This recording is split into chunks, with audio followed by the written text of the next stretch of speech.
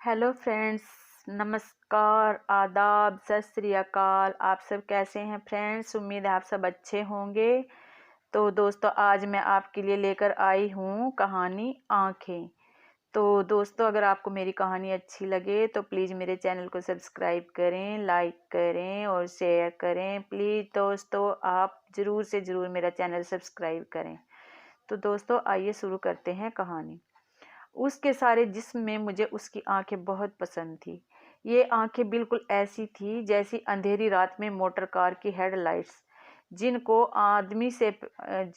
आदमी सबसे पहले देखता है।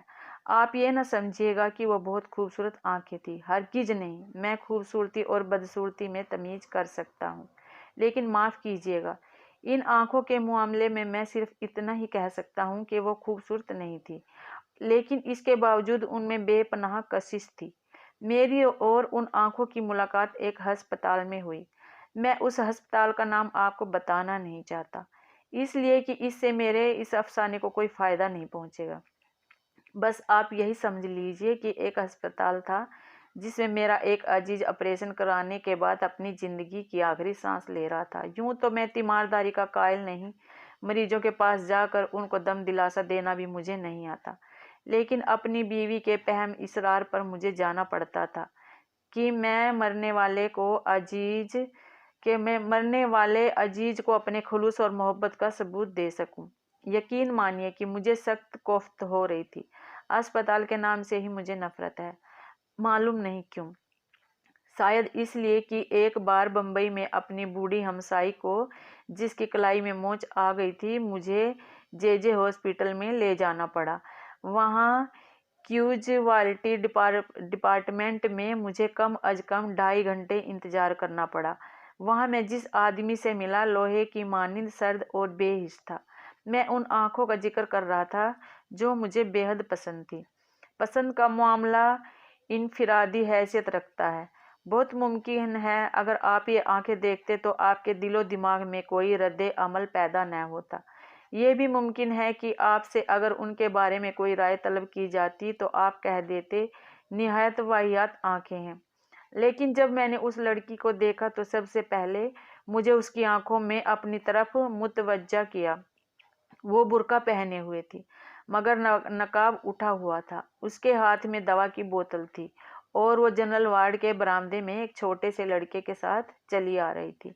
मैंने उसकी तरफ देखा तो उसकी आंखों में, जो बड़ी थी न छोटी, स्याह थी न भूरी, नीली थी न सब्ज, एक अजीब किस्म की चमक पैदा हुई। मेरे कदम रुक गए, वो भी ठहर गई। उसने अपने साथी लड़के का हाथ पकड़ा और बौखलाई हुई आवाज में कहा, तुमसे चला नहीं जाता? लड़के ने अपनी कलाई छुड़ाई और तेजी से कहा, चल तो रहा हूँ, तू तो अंधी है। मैंने ये सुना तो उस लड़की की आंखों की तरफ दोबारा देखा। इसके सारे वजूद में सिर्फ उसकी आंखें ही थी जो पसंद आई। मैं आगे बढ़ा और उसके पास पहुंच गया। उसने मुझे पलके न झपकने वाली आंखों से देखा और पूछा, एक्सरे कहाँ लिया जाता है? इत्तेफाक की बात है कि उन दोनों एक्सरे डिपार्टमेंट में मेरा एक दोस्त काम कर रहा था और मैं उसी से मिलने के लिए आया था। मैंने उस लड़की से कहा, आओ मैं तुम्हें वहां ले चलता हूँ, मैं भी उधर ही जा रहा हूँ। लड़की ने अपने साथी लड़के का हाथ पकड़ा और मेरे साथ चल पड़ी। मैंने डॉक्टर सादिक को पूछा तो मालूम हुआ कि वो एक्सरे लेने में मसरूफ था। दरवाज़ा बंद था, बाहर मरीजों की भीड़ लगी थी। मैंने दरवाज़ा खटखटाया। अंदर से तेज और तुंद आवाज़ आई, कौन है? दरवाज़ा मत ठोको। लेकिन मैंने फिर दस्तक दी। दरवाज़ा खुला और डॉक्टर सादिक मुझे गाली देते देते रह गया। ओह, तुम हो? हाँ भाई, मैं तुमसे मिलने आया था। दफ्तर में गया था तो मालूम हुआ कि तुम यहाँ हो। आ जाओ अंदर। मैंने लड़की की तरफ देखकर उससे कहा, आओ, लेकिन लड़के को बाहर ही रहने दो। डॉक्टर सादिक ने हौले से मुझसे पूछा, कौन है ये? मैंने जवाब दिया, मालूम नहीं कौन है, एक्सरे डिपार्टमेंट को पूछ रही थी। मैंने कहा, चलो मैं लिए चलता हूँ। डॉक्टर सादिक ने दरवाज़ा और ज़्यादा खोल दिया। मैं और वो लड़की अंदर दाखिल हो गए। 4-5 मरीज थे। डॉक्टर सादिक ने जल्दी जल्दी उनकी स्क्रीनिंग की और उन्हें रुखसत किया। इसके बाद कमरे में हम सिर्फ 2 रह गए, मैं और वो लड़की। डॉक्टर सादिक ने मुझसे पूछा, इन्हें क्या बीमारी है? मैंने उस लड़की से पूछा, क्या बीमारी है तुम्हें? एक्सरे के लिए तुम से किस डॉक्टर ने कहा? अंधेरे में लड़की ने मेरी तरफ देखा और जवाब दिया, मुझे मालूम नहीं क्या बीमारी है। हमारे मोहल्ले में एक डॉक्टर हैं, उसने कहा था कि एक्सरे लो। डॉक्टर सादिक ने इससे कहा कि मशीन की तरफ आए। वो आगे बढ़ी तो बड़े जोर के साथ उससे टकरा गई। डॉक्टर ने तेज लहजे में उससे कहा, क्या तुम्हें सुझाई नहीं देता? लड़की खामोश रही। डॉक्टर ने उसका बुर्का उतारा और स्क्रीन के पीछे खड़ा कर दिया। फिर उसने स्विच ऑन किया। मैंने शीशे में देखा तो मुझे उसकी पसलियां नजर आई। उस उस दिन भी कोने में काले से धब्बे की सूरत उसका दिल भी कोने में काले से धब्बे की सूरत में धड़क रहा था। डॉक्टर सादिक 5-6 मिनट तक उसकी पसलियां और हड्डियों को देखता रहा। इसके बाद उसने स्विच ऑफ कर दिया। रोशनी करके मुझसे मुखातिब हुआ, छाती बिल्कुल साफ है। लड़की ने मालूम नहीं क्या समझा कि अपनी छातियों पर जो काफी बड़ी बड़ी थी, दुपट्टे को दुरुस्त किया और बुर्का ढूंढने लगी। बुर्का एक कोने में मेज पर पड़ा था। मैंने बढ़कर उसे उठाया और उसके हवाले कर दिया। डॉक्टर सादिक ने रिपोर्ट लिखी और इससे पूछा, तुम्हारा नाम क्या है? लड़की ने बुर्का ओढ़ते हुए जवाब दिया, जी मेरा नाम हनीफा है। हनीफा? डॉक्टर सादिक ने उसका नाम पर्ची पर लिखा और उसको दे दी। जाओ, ये अपने डॉक्टर को दिखा देना। लड़की ने पर्ची ली और कमीज के अंदर अपनी अंगिया में उड़स ली। जब वो बाहर निकला तो गैर इरादी तौर पर उसके पीछे था, लेकिन मुझे इसका पूरी तरह एहसास था कि डॉक्टर सादिक ने मुझे शक की नज़रों से देखा था। उसे जहाँ तक मैं समझता हूँ, इस बात का यकीन था कि उस लड़की से मेरा ताल्लुक है। हालांकि जैसा आप जानते हैं, ऐसा कोई मामला नहीं था, सिवाय इसके कि मुझे उसकी आंखें पसंद आ गई थी। मैं उसके पीछे पीछे था। उसने अपने साथी लड़की की उंगली पकड़ी हुई थी। जब वो तांगों के अड्डे पर पहुंचे तो मैंने हनीफा से पूछा, तुम्हें कहाँ जाना है? उसने एक गली का नाम लिया तो मैंने उससे झूठ मूठ कहा, मुझे भी उधर ही जाना है। मैं तुम्हें तुम्हारे घर छोड़ दूंगा। मैंने जब उसका हाथ पकड़कर तांगे में बिठाया तो मुझे महसूस हुआ कि मेरी आंखें एक्सरेज का शीशा बन गई हैं। मुझे उसका गोश्त पोस्त दिखाई नहीं देता था, बल्कि ढांचा नजर आता था। लेकिन उसकी आंखें वो बिल्कुल साबित व सालिम थी, जिनमें बेपनाह कशिश थी।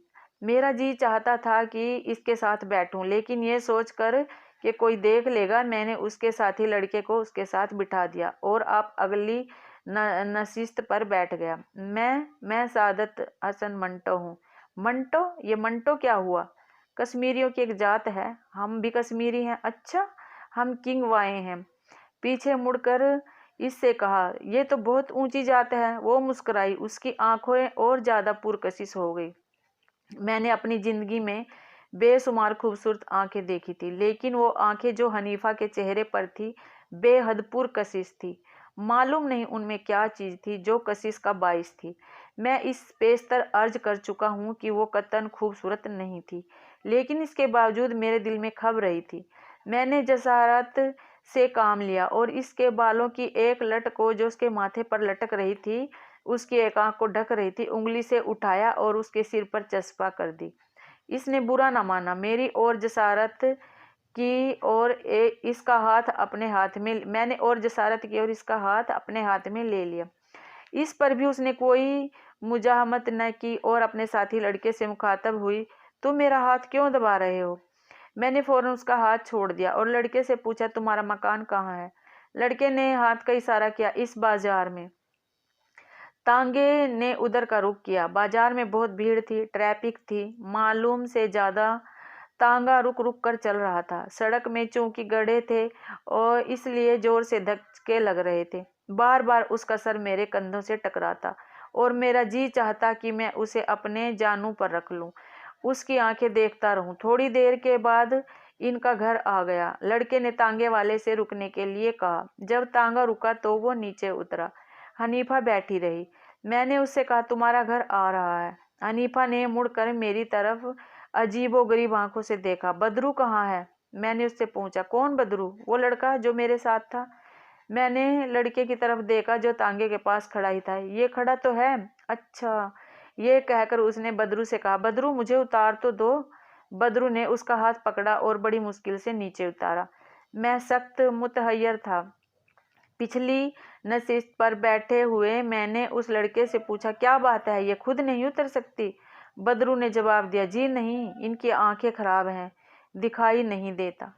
तो दोस्तों कहानी यहीं पर समाप्त होती है। दोस्तों आपको मेरी कहानी कैसी लगी ज़रूर बताइएगा दोस्तों। उम्मीद है आपको अच्छी लगी होगी। तो अगर आपको कहानी अच्छी लगी है दोस्तों तो प्लीज़ लाइक कीजिएगा, कमेंट कीजिएगा और मेरे चैनल को सब्सक्राइब कीजिएगा। तो थैंक यू दोस्तों।